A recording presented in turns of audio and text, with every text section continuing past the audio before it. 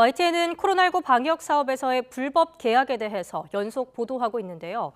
이번엔 80억 원이 들어간 국가 방역 사업에서 수상한 정황이 포착됐습니다. 사업을 주도한 한국관광협회가 수의 계약을 맺기 위해 같은 사업을 여러 개로 쪼개는가 하면 실적이 부족한 업체와도 계약한 건데요. 김철희 기자가 단독 보도합니다. 회장 가족회사에 수천만 원짜리 방역사업 일감을 준 것으로 드러났던 한국관광협회 중앙회. 이번에는 80억 원의 국고가 투입된 유원시설업 방역지원사업 과정에서 수십 건의 수의 계약을 맺은 것이 확인됐습니다. 유원시설업에는 리조트와 놀이공원, 워터파크 등이 포함되는데 코로나 위기 때 유독 큰 피해를 겪었습니다. YTN이 확보한 자료를 보면 중앙회는 유원시설에 방역 물품을 지원하겠다면서 전체 물품 계약의 60% 정도에 해당하는 45건을 수의 계약으로 체결했습니다. 현행법은 계약 추정 가격이 2천만 원 이하인 경우 등 예외적인 상황에서만 수의 계약을 허용하고 있습니다. 중앙회는 이 조항에 맞추기 위해 같은 사업을 여러 번 쪼개 계약금을 낮추는 식으로 수의 계약을 반복했습니다.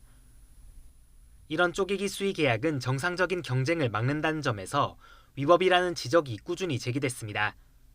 중앙회는 정해진 시간을 맞추기 위해 수의 계약을 할 수밖에 없었고 나라 장터에서도 문제없다는 답변을 받았다고 해명합니다.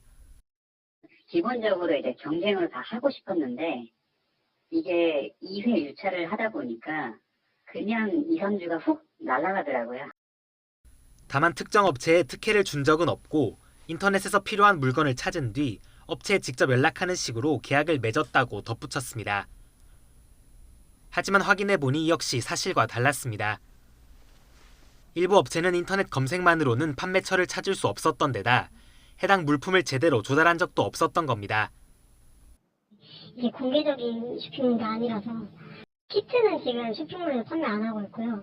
그때에만 판매했었어요. 거기 유원시설에서. 중앙회는 뒤늦게 물건을 찾기 어려운 경우 아름아름 소개받아 계약한 경우가 있다고 추가 해명을 내놨지만 정확히 누가 왜 해당 업체를 추천했는지는 기억 못한다고 말했습니다.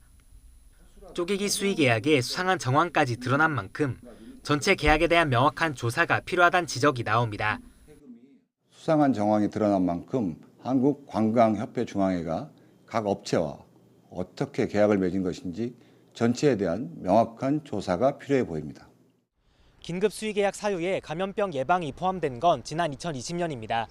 이후 방역을 핑계로 수의 계약을 남발하는 사례가 계속 드러나고 있는 만큼 법과 제도를 손봐야 한다는 목소리가 커지고 있습니다. YTN 김철희입니다.